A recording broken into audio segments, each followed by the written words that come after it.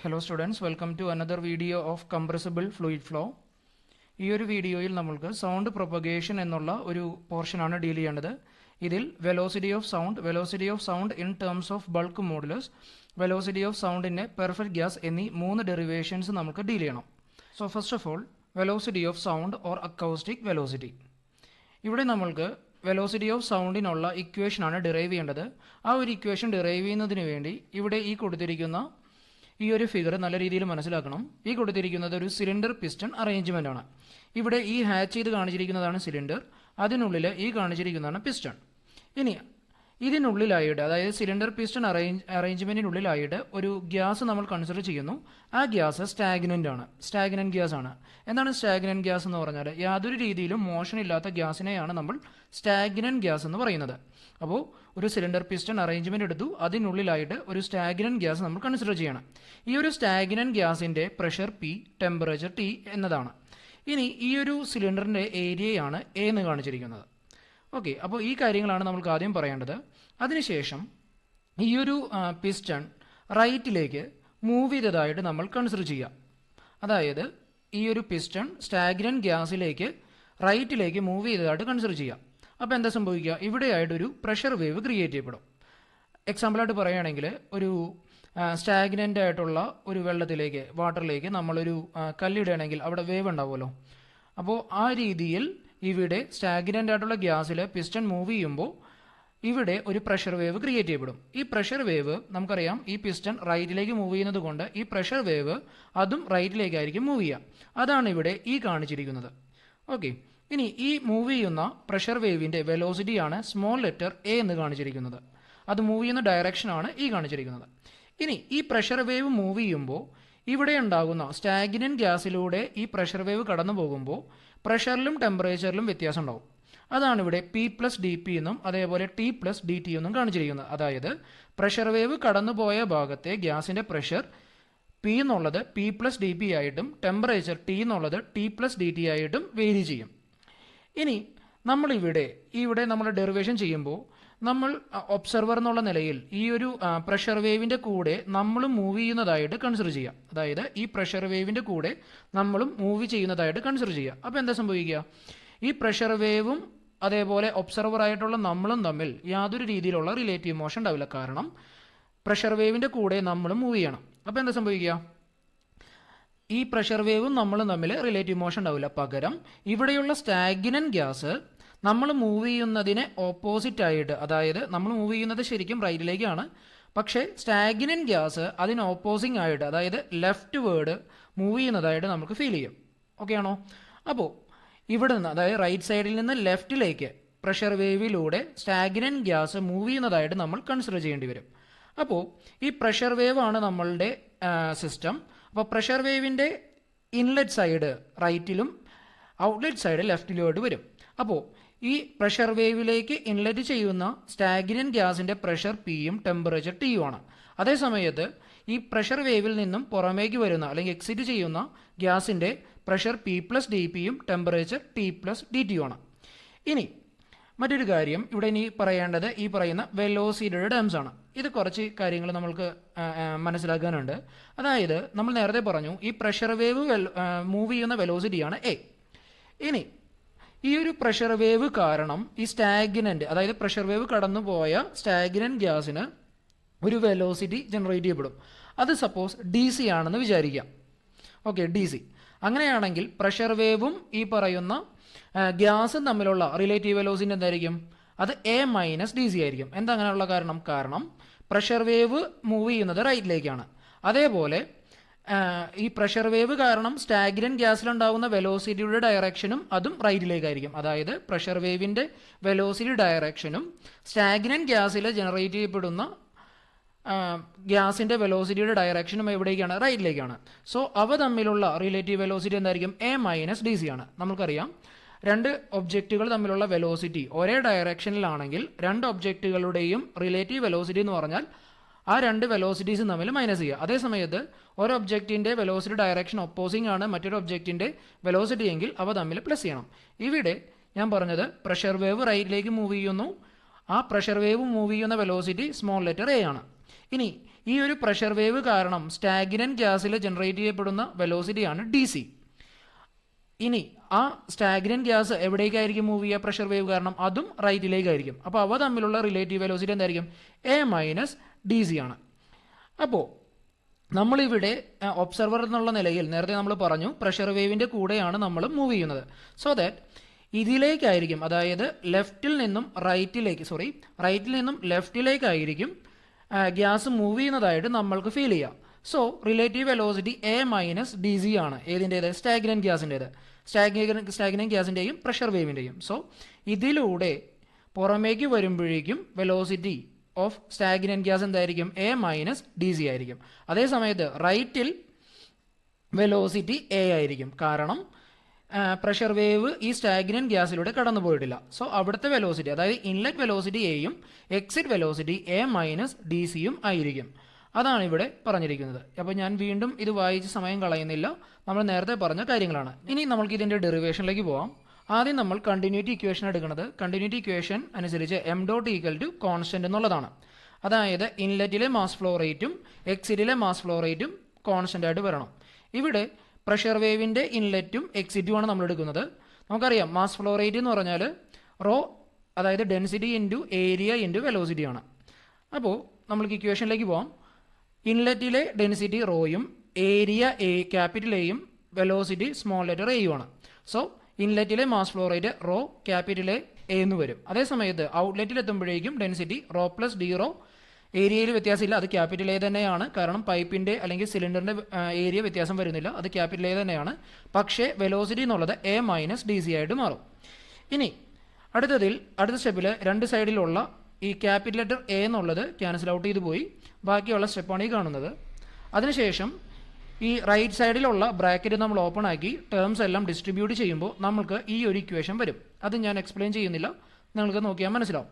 ഇവിടെ ഈ ഒരു ടേം നമ്മൾക്ക് നെഗ്ലക്ട് ചെയ്യാം. കാരണം ഡി റോ ഇൻറ്റു dc ആണ്. അതായത് സ്മോളർ വാല്യൂ ഇൻറ്റു മറ്റൊരു smaller value, D rho into dc രണ്ടും സ്മോളർ വാല്യൂസ് ആണ്. അപ്പോൾ ആ ഒരു വാല്യൂ വളരെ വളരെ സ്മോളറായി പോകും. അപ്പോൾ ആ ടേം നമുക്ക് നെഗ്ലക്ട് ചെയ്യാം. ബാക്കി നമുക്ക് ഈ ഒരു ടേം മാത്രമേ വരുള്ളൂ. ഇനി ലെഫ്റ്റ് സൈഡിലും റോ എ ഉണ്ട്, റൈറ്റ് സൈഡിലും റോ എ ഉണ്ട്, അതും നമുക്ക് ക്യാൻസൽ ചെയ്ത് പോവാം. അപ്പോൾ ബാക്കി വരുന്നത് minus rho dc plus A D rho equal to 0 എന്ന് വരും. ഈ മൈനസ് റോ dc എന്നുള്ളത് ലെഫ്റ്റിലേക്ക് പോവാം. അപ്പോൾ നമുക്ക് വരുന്നതാണ് rho dc equal to A D rho എന്നുള്ള ഇക്വേഷൻ. ഇത് നമ്മൾ ഫസ്റ്റ് ഇക്വേഷനായിട്ട് എടുത്തു. ഇനി നമ്മൾക്കിനി മൊമെൻറ്റം ഇക്വേഷൻ എടുക്കാം. നമുക്കറിയാം മൊമെൻറ്റം ഇക്വേഷൻ അനുസരിച്ച് net force equal to rate of change of momentum എന്നുള്ളതാണ്. അതാണ് ഇവിടെ എഴുതിയിരിക്കുന്നത്. നെറ്റ് ഫോഴ്സ് ഈക്വൽ ടു എന്താണ്? Rate of change of momentum. അപ്പോൾ നോക്കുക, ഇതാണ് നെറ്റ് ഫോഴ്സ്. നമുക്കറിയാം ഇൻലെറ്റിൽ ഒരു പ്രഷർ ഉണ്ട്, ഔട്ട്ലെറ്റിലും ഒരു പ്രഷർ ഉണ്ട്. ഇൻലെറ്റിലെ പ്രഷർ പിയും ഔട്ട്ലെറ്റിലെ pressure P plus D P ആണ്. സോ ഈ ഓരോ പ്രഷർ ടേംസിനെയും അതാത് ഏരിയ വെച്ച് മൾട്ടിപ്ലൈ ചെയ്യണമെങ്കിൽ നമ്മൾക്ക് ആ ഒരു അല്ലെങ്കിൽ ആ ഒരു പ്രഷർ വേവ് എന്നുള്ള സിസ്റ്റത്തിൽ ആക്ട് ചെയ്യുന്ന നെറ്റ് ഫോഴ്സ് കണ്ടെത്താനായിട്ട് സാധിക്കും. ഞാനൊന്നുകൂടി പറയാം.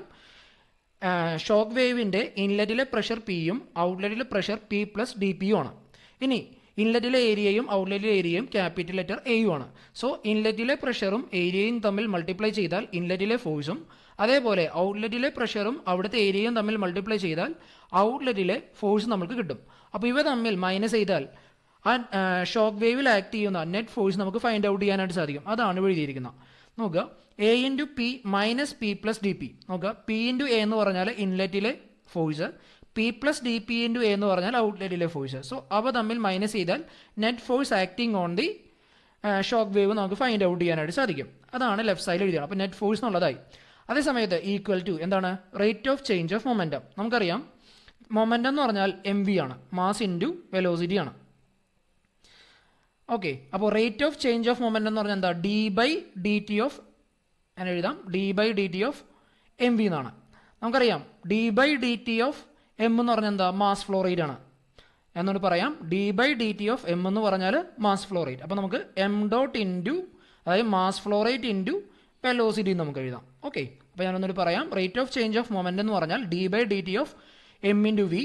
അതിൽ D by D T M എന്ന് പറഞ്ഞാൽ mass flow rate M dot, ബാക്കി വരുന്ന വെലോസിറ്റി. അപ്പോൾ നോക്കുക, നമുക്ക് ഇവിടെ rate of change of momentum കാണാൻ നമുക്ക് എന്ത് ചെയ്താൽ മതി? ഇൻലെറ്റിലെ മാസ് ഫ്ലോ റേറ്റിന് ഇൻലെറ്റിലെ വെലോസിറ്റി വെച്ച് മൾട്ടിപ്ലൈ ചെയ്യുക. അതേപോലെ ഔട്ട്ലെറ്റിലെ മാസ് ഫ്ലോ റേറ്റും അവിടുത്തെ വെലോസിറ്റി മൾട്ടിപ്ലൈ ചെയ്താൽ ഔട്ട്ലെറ്റിലെ റേറ്റ് ഓഫ് ചേഞ്ച് ഓഫ് മൊമെൻറ്റവും നമുക്ക് ഫൈൻഡ് ഔട്ട് ചെയ്യാനായിട്ട് സാധിക്കും. അപ്പം നോക്കുക, ഇവിടെ എഴുതിയാണത് M dot into A minus D C എന്നാണ്. നോക്കുക, എം ഡോട്ട് എന്ന് വെച്ചാൽ മാസ് ഫ്ലോ റേറ്റ് ആണ്. അത് ഇൻലെറ്റിലായാലും ഔട്ട്ലെറ്റിലായാലും കോൺസ്റ്റൻ്റ് ആണ്. അതേസമയത്ത് എ എന്ന് പറഞ്ഞാൽ ഇൻലെറ്റിലെ വെലോസിറ്റിയും എ മൈനസ് ഡി സി എന്ന് പറഞ്ഞാൽ ഔട്ട്ലെറ്റിലെ വെലോസിറ്റിയുമാണ്. So M dot into A എന്ന് പറഞ്ഞാൽ ഇൻലെറ്റിലെ റേറ്റ് ഓഫ് ചേഞ്ച് ഓഫ് മൊമെൻറ്റവും M dot into A minus D C എന്ന് പറഞ്ഞാൽ ഔട്ട്ലെറ്റിലെ മാസ് ഫ്ലോ റേറ്റുമാണ്. ഔട്ട്ലെറ്റിലെ റേറ്റ് ഓഫ് ചേഞ്ച് ഓഫ് മൊമെൻറ്റുമാണ്. സോ ഈ രീതിയിൽ നമ്മൾക്ക് മൈനസ് ചെയ്യണമെങ്കിൽ, അതായത് ഇൻലെറ്റിലെയും ഔട്ട്ലെറ്റിലെയും റേറ്റ് ഓഫ് ചേഞ്ച് ഓഫ് മൊമെൻറ്റങ്ങൾ തമ്മിൽ മൈനസ് ചെയ്യണമെങ്കിൽ ചേഞ്ച് ഇൻ മൊമെൻറ്റം നമുക്ക് ഫൈൻഡ് ഔട്ട് ചെയ്യാനായിട്ട് സാധിക്കും. അതാണ് ഇവിടെ എഴുതിയിരിക്കുന്നത്.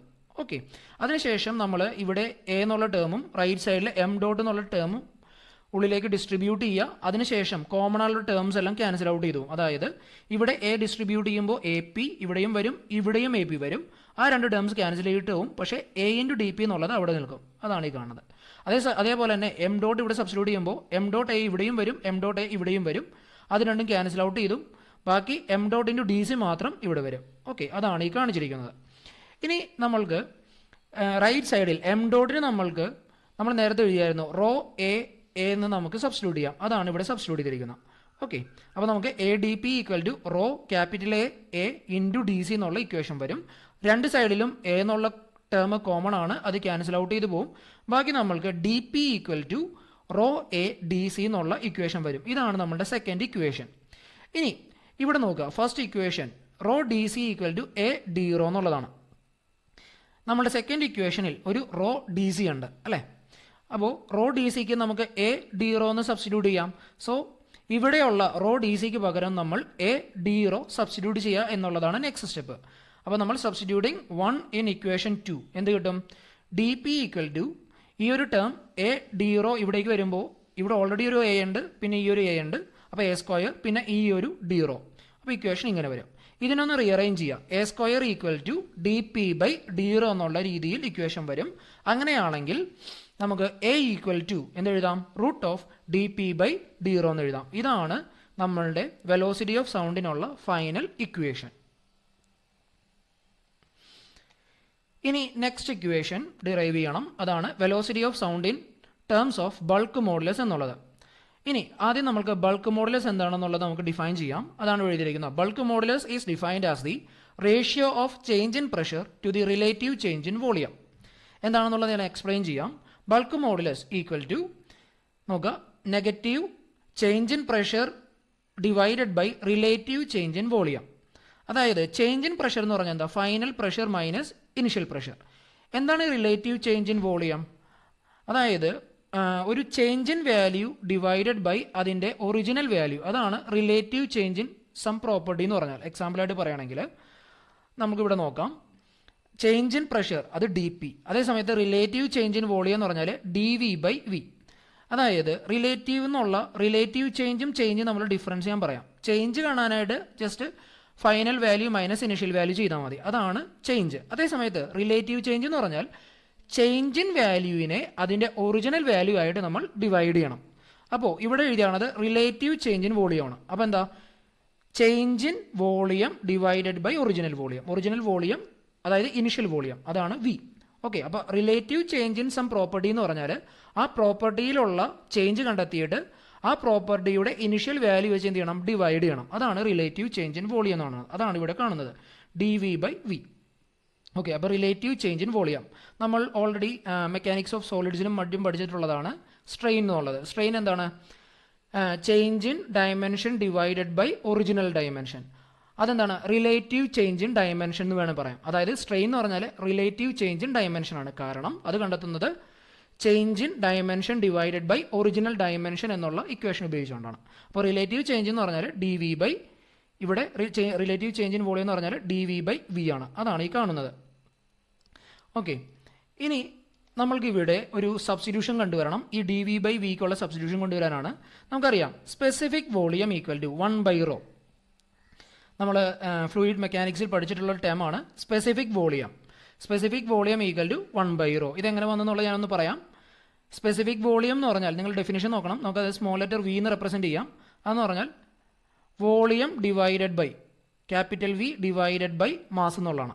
ഓക്കെ, നിങ്ങൾക്കറിയാവുന്നതാണ്, ഞാനൊന്ന് മനസ്സിലാക്കാൻ വേണ്ടി ഇവിടെ എഴുതുന്നേ ഉള്ളൂ. വോളിയം ബൈ മാസ് നമുക്കറിയാം. മാസ് ബൈ വോളിയം ആണ് ഡെൻസിറ്റി. ഇവിടെ ഇതാണ് വോളിയം ബൈ മാസ് ആണ്. ഡെൻസിറ്റി റോ എന്നാണ് ഡിനോട്ട് ചെയ്യണത്. സോ വി ബൈ എം എന്നുള്ളത് നമുക്ക് എഴുതാം 1/ρ എന്ന് എഴുതാം. കാരണം മാസ് ബൈ വോളിയം ആണ് ഡെൻസിറ്റി. ഇവിടെ കിടക്കുന്നത് വോളിയം ബൈ മാസ് ആണ്. അപ്പോൾ നമുക്ക് പറയാം ഡെൻസിറ്റി എന്നുള്ളത് ഈ സ്പെസിഫിക് വോളിയത്തിൻ്റെ റെസിപ്രോക്കലാണ് എന്ന് നമുക്ക് പറയാം. അപ്പോൾ വി ഈക്വൽ ടു 1/ρ, അതായത് സ്പെസിഫിക് വോളിയം ഈക്വൽ ടു 1/ρ. ഈ ഒരു ഇക്വേഷനെ നമ്മളൊന്ന് ഡിഫറൻഷ്യേറ്റ് ചെയ്യുകയാണ്. അപ്പോൾ നമുക്ക് കിട്ടുന്നതാണ് ഡി വി ഈക്വൽ ടു, നമുക്കറിയാം 1/xന്റെ ഡിഫറൻഷ്യൽ -1/x² ആണ്. അപ്പോൾ നമുക്ക് കിട്ടുന്നതാണ് -dρ/ρ². ഇതിൽ റൈറ്റ് സൈഡിലുള്ള റോ സ്ക്വയർ, ഡിനോമിനേറ്ററിലുള്ള റോ സ്ക്വയറിൽ ഒരു റോ ലെഫ്റ്റ് സൈഡിലേക്ക് പോയെന്ന് വിചാരിക്കുക. അങ്ങനെയാണെങ്കിൽ നമുക്ക് നെക്സ്റ്റ് സ്റ്റെപ്പിലേക്ക് വരാം. Rho into D V equal to -dρ/ρ, അതായത് ഇവിടെയുള്ള റോ സ്ക്വയറിൽ ഒരു റോ ഇപ്പുറത്തേക്ക് പോയി. ഇനി നെക്സ്റ്റ് സ്റ്റെപ്പിൽ നോക്കുക. നമുക്കറിയാം വി ഈക്വൽ ടു 1/ρ ആണ്. അങ്ങനെയാണെങ്കിൽ റോ ഈക്വൽ എന്താണ് 1/v ആണല്ലോ. അപ്പോൾ നമുക്ക് D V by V equal to -dρ/ρ എന്ന് എഴുതാം. ഓക്കെ, ഇനി നമ്മൾ എന്താ ചെയ്യാന്ന് വെച്ചാൽ ഈ 6th ഇക്വേഷനിൽ ഡി വി ബൈ വി ഉണ്ട്, അവിടേക്ക് ഈ -dρ/ρ എന്നുള്ളത് സബ്സ്റ്റിറ്റ്യൂട്ട് ചെയ്യാം. ഞാനൊരു കാര്യം പറയാൻ വിട്ടുപോയി. ഇവിടെ എന്തുകൊണ്ടാണ് ഈ നെഗറ്റീവ് സൈൻ എന്നുള്ളത് പറയാൻ വിട്ടുപോയി. അതായത് വേറൊന്നുമില്ല, പ്രഷർ അതേപോലെ വോളിയവും എന്താണ് ചേഞ്ച് ചെയ്യണത്. അതായത് പ്രഷർ വർദ്ധിക്കുമ്പോൾ വോളിയം ഓട്ടോമാറ്റിക്കലി കുറയാണ് ചെയ്യുക. സോ ആ ഒരു നെഗറ്റീവ് റിലേഷൻഷിപ്പ് കാണിക്കാൻ വേണ്ടിയാണ് ഇവിടെ നെഗറ്റീവ് സൈൻ വന്നിരിക്കുന്നത്. ഓക്കെ, അപ്പോൾ ഇവിടേക്ക് അതായത് ഡി വി ബൈ വിയിലേക്ക് നമ്മൾ dρ/ρ എന്നുള്ള വാല്യൂ സബ്സ്റ്റിറ്റ്യൂട്ട് ചെയ്തു. അപ്പോൾ നമുക്ക് കിട്ടുന്ന ഇക്വേഷൻ ആണ് k ഈക്വൽ ടു dp/dρ/ρ. ഇതിൽ ആ റോ എന്നുള്ള ടേം മേലേക്ക് വന്നു. അപ്പോൾ റോ ഇൻറ്റു dp/dρ എന്നുള്ള ഇക്വേഷൻ വരും. ഇതിനു മുന്നേ ഉള്ള ഡെറിവേഷനിൽ നമ്മൾ പറഞ്ഞു a ഈക്വൽ ടു √dp/dρ. ഇവിടെ dp/dρ എന്നാണ് നടക്കുന്നത്. √dp/dρ ആണ് a. അങ്ങനെയാണെങ്കിൽ dp/dρ എന്ന് പറഞ്ഞാൽ a² ആണ്. അപ്പോൾ നമുക്ക് എഴുതാം റോ ഇൻറ്റു a² എന്ന് എഴുതാം. അങ്ങനെയാണെങ്കിൽ നമുക്ക് equation a equal to √k/ρ എന്നുള്ള രീതിയിൽ എഴുതാനായിട്ട് സാധിക്കും. അതായത് velocity of sound in terms of bulk modulus എന്നുള്ളത് ഈ രീതിയിൽ നമുക്ക് ഡിറൈവ് ചെയ്യാനായിട്ട് സാധിക്കും. ഇനി നമുക്ക് നോക്കേണ്ടത് velocity of sound in A perfect gas എന്ന പോർഷനാണ്. നമ്മൾ നേരത്തെ വരച്ച ഫിഗർ നിങ്ങൾക്ക് ഓർമ്മയുണ്ടാവും. ഒരു സിലിണ്ടർ, അതിനുള്ളിലായിട്ട് ഒരു പിസ്റ്റൺ. നമ്മൾ കൺസിഡർ ചെയ്യാണ് ഈ ഒരു സിലിണ്ടർ എന്നുള്ളത് പെർഫെക്റ്റ്ലി ഇൻസുലേറ്റഡ് ആയിട്ട് നമ്മൾ കൺസിഡർ ചെയ്യാം. അതായത് ഈ സിലിണ്ടറിലൂടെ പുറമേ നിന്നുള്ള ഹീറ്റോ അതേപോലെ ഉള്ളിൽ നിന്നുള്ള ഹീറ്റോ എക്സ്ചേഞ്ച് ചെയ്യപ്പെടുന്നില്ല. അപ്പോൾ ഹീറ്റ് ട്രാൻസ്ഫർ എന്നുള്ളത് 0 ആയിരിക്കും. അപ്പോൾ നമുക്ക് കൺസിഡർ ചെയ്ത സിലിണ്ടർ പെർഫെക്റ്റ്ലി ഇൻസുലേറ്റഡ് ആണെന്ന് കൺസിഡർ ചെയ്തു. So that there is no heat transfer. ഇനി നമ്മൾ ഈ ഒരു പിസ്റ്റൻ്റെ മോഷൻ ഫ്രിക്ഷൻലെസ് ആണെന്ന് കൺസിഡർ ചെയ്യുക. അതായത് ഇത് മൂവ് ചെയ്യുമ്പോൾ ഇവിടെ സിലിണ്ടർ വോളായിട്ട് യാതൊരു രീതിയിലുള്ള ഫ്രിക്ഷനും ഇല്ലെന്ന് വിചാരിക്കുക. അങ്ങനെയാണെങ്കിൽ നമ്മൾ നേരത്തെ പറഞ്ഞ പ്രോസസ്സ് എന്നുള്ളത് അത് അഡയാബാറ്റിക് ആണ്. കാരണം അവിടെ ഹീറ്റ് ട്രാൻസ്ഫർ ഇല്ല. അതേപോലെ ഫ്രിക്ഷൻലെസ്സുമാണ്. കാരണം ഇവിടെ ഈ ഒരു പിസ്റ്റണോ സിലിണ്ടറോ തമ്മിൽ ഫ്രിക്ഷൻ ഇല്ല. സോ ദാറ്റ് ഈ ഒരു പ്രോസസ്സ് അഡയാബാറ്റിക്കുമാണ്, അതേപോലെ ഫ്രിക്ഷൻലെസ്സുമാണ്. നമുക്കറിയാം അഡയാബാറ്റിക് ഫ്രിക്ഷൻലെസ് പ്രോസസ്സിനെയാണ് ഐസെൻട്രോപ്പിക് എന്ന് പറയുന്നത്. ഇനി നമ്മൾ നേരത്തെ ഇതിനുള്ളിലൊരു സ്റ്റാഗ്നന്റ് ഗ്യാസിൻ്റെ കേസ് പറഞ്ഞായിരുന്നു. നമ്മളിവിടെ ഈ ഒരു ഡെറിവേഷനിൽ നമ്മൾ മനസ്സിലാക്കേണ്ടത്, നമ്മൾ അസ്യൂം ചെയ്യുന്നത് ഇവിടെ ഈ ഒരു സ്റ്റാഗ്നന്റ് ഗ്യാസ് പെർഫെക്റ്റ് ഗ്യാസ് ആയിട്ട് നമ്മൾ കൺസിഡർ ചെയ്യണം. അപ്പോൾ ഈ രണ്ട് കാര്യങ്ങൾ ഓർത്ത് വയ്ക്കുക. അതായത് ഈ ഒരു പ്രോസസ്സ് അഡയാബാറ്റിക് പ്ലസ് ഫ്രിക്ഷൻലെസ്, അതായത് ഐസെൻട്രോപ്പിക് ആണ്. അതേപോലെ ഈ ഒരു സ്റ്റാഗ്നന്റ് ഗ്യാസ് പെർഫെക്റ്റ് ഗ്യാസ് ആയിട്ട് നമ്മൾ കൺസിഡർ ചെയ്യണം. എന്താണ് ഐസെൻട്രോപ്പിക് എന്നുള്ളത് ഞാൻ പറയാം. ഒരു പ്രോസസ്സ് നടക്കുമ്പോൾ അവിടെ ഹീറ്റ് ട്രാൻസ്ഫറും ഇല്ല, ഫ്രിക്ഷനും ഇല്ലെങ്കിൽ ആ ഒരു പ്രോസസ്സിനെ പറയുന്നതാണ് റിവേഴ്സിബിൾ അഡയാബാറ്റിക് അല്ലെങ്കിൽ ഐസെൻട്രോപ്പിക് പ്രോസസ്സ്.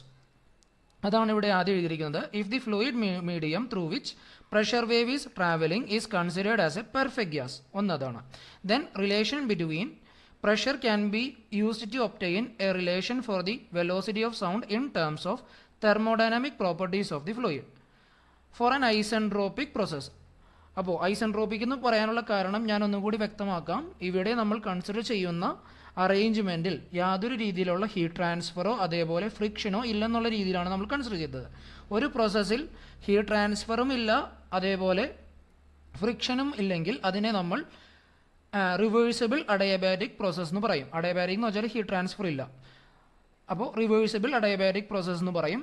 ഈ റിവേഴ്സിബിൾ അഡയബാറ്റിക് പ്രോസസ്സിനെ പറയുന്നത് മറ്റൊരു പേരാണ് ഐസെൻട്രോപിക് പ്രോസസ്സ്. ഇനി ഒരു ഐസെൻട്രോപിക് പ്രോസസ്സിന് നമുക്കറിയാവുന്ന ഇക്വേഷനാണ് P V raise to gamma equal to constant എന്നുള്ളത്. ഇനി ഈ ഒരു ഇക്വേഷനെ നമ്മളൊന്ന് റീഅറേഞ്ച് ചെയ്യുമ്പോൾ വി റേസ് ടു ഗാമ എന്നുള്ളത് റൈറ്റ് സൈഡിൽ പോവുകയാണെങ്കിൽ നമുക്ക് P equal to constant divided by V raise to gamma എന്നുള്ള രീതിയിൽ വരും. ഇനി നമ്മൾ ഇതിന് മുന്നേ ഉള്ള ഡെറിവേഷനിൽ പറഞ്ഞാണ് 1/v, അതായത് 1/v എന്ന് പറഞ്ഞാൽ സ്പെസിഫിക് വോളിയം ആണ്. 1/vയിലുള്ള v ഈക്വൽ ടു റോ നമ്മൾ പഠിച്ചിട്ടുള്ളതാണ്. സോ ഈ ഒരു ഇക്വേഷനിൽ 1/v റേസ് ടു ഗാമ എന്നുള്ളത് നമുക്ക് റോ റേസ് ടു ഗാമ എന്ന് എഴുതാം. അതാണ് നെക്സ്റ്റ് സ്റ്റെപ്പിൽ കാണുന്നത്. P equal to constant into rho raise to gamma. ഇതാണ് നമ്മുടെ ഇക്വേഷൻ. ഇനി നമ്മൾ ഈ ഒരു ഇക്വേഷനിൽ രണ്ട് സൈഡിലും ലോഗ് എടുക്കുകയാണ്. ലോഗ് എടുക്കുമ്പോൾ നമുക്കറിയാം ഇത് ലോഗ് പി, അതായത് L N P equal to L N constant plus gamma into L N rho എന്ന് വരും. നമുക്കറിയാം ലോഗ് എ ബി എന്ന് പറഞ്ഞാൽ ലോഗ് എ ഇൻറ്റു ബി എന്ന് പറഞ്ഞാൽ ഞാനിവിടെ എഴുതാം ലോഗ് എ ബി, ബ്രാക്കറ്റിനുള്ളിൽ എ ബി ആണെങ്കിൽ അത് എ ബിക്കും ബിക്കും എയ്ക്കും ബിക്കും ലോഗ് ഉണ്ടെങ്കിൽ അതിനെ നമ്മൾക്ക് എഴുതാവുന്നതാണ് log A plus log B. നമ്മൾ ചെറിയ ക്ലാസ്സിൽ പഠിച്ചിട്ടുള്ളതാണ്. Log A plus log B. അപ്പോൾ ആ ഒരു ഫോർമാറ്റിലാണ് നമ്മളിവിടെ ഈ ഒരു ഫോർമാറ്റിൽ എഴുതിയത്. സോ നമ്മൾക്ക് ഇക്വേഷൻ വന്നതാണ് log P equal to L N constant plus gamma L N rho. ഈ ഗാമ ഇവിടെ വരാനുള്ള കാരണം അറിയാം. Log A raise to N എന്ന് പറഞ്ഞാൽ log A raise to N എന്ന് പറഞ്ഞാൽ എൻ ഇൻറ്റു ലോഗ് എ ആണ്. അതുകൊണ്ടാണ് ഗാമ എൽ എൻ റോ എന്നുള്ളത് അവിടെ വന്നിരിക്കുന്നത്. അപ്പോൾ ഈ കാര്യങ്ങളെല്ലാം ബേസിക് മാത്തമാറ്റിക്സ് ആണ്, നിങ്ങൾക്ക് അറിയാവുന്നതാണെന്ന് വിചാരിക്കണം. ഞാൻ മുന്നോട്ട് പോകണം. ഇനി അടുത്ത സ്റ്റെപ്പിൽ ഈ ഒരു ഇക്വേഷനെ നമ്മൾ രണ്ട് സൈഡിലും ഡിഫറൻഷ്യേറ്റ് ചെയ്യണം.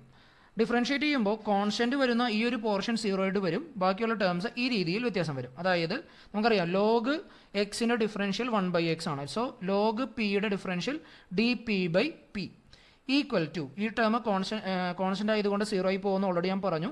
ഇത് വരുന്നത് ഗാമ, അത് കോൺസ്റ്റന്റ് ആണ്. ലോഗ് റോയുടേത് D rho by raw.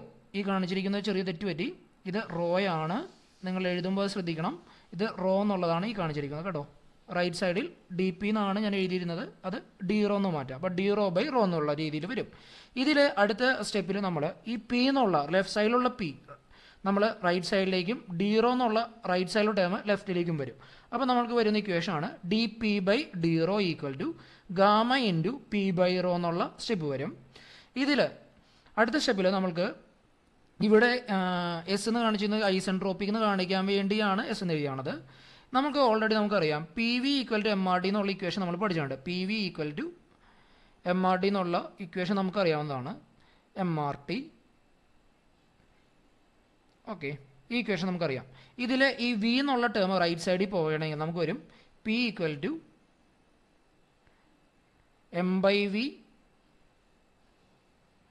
V എന്നുള്ള റൈറ്റിൽ വരുമ്പോൾ M by V R T എന്നുള്ള ഇക്വേഷൻ വരും.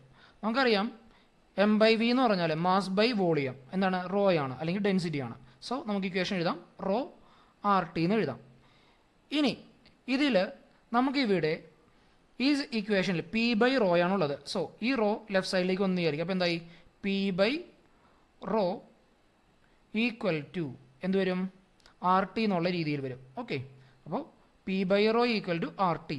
അപ്പോൾ നമ്മൾക്ക് നെക്സ്റ്റ് സ്റ്റെപ്പിൽ ഈ പി ബൈ റോയ്ക്ക് പകരം ആർ ടി എന്നുള്ള ടേം സബ്സ്റ്റിറ്റ്യൂട്ട് ചെയ്യാം. ഓക്കെ, അതാണ് ഇവിടെ കാണുന്നത് ആർ ടി. ഇനി ഇവിടെ നോക്കുക D P by D rho എന്നുള്ളത് നമ്മൾ ഓൾറെഡി ഫസ്റ്റ് ഡെറിവേഷനിൽ പറഞ്ഞതാണ്.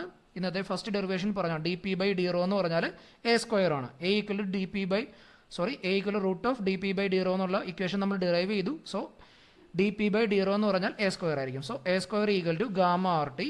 അങ്ങനെയാണെങ്കിൽ എ ഈക്വൽ ടു എന്ന് വരും root of gamma R T എന്നുള്ള ഇക്വേഷൻ വരും.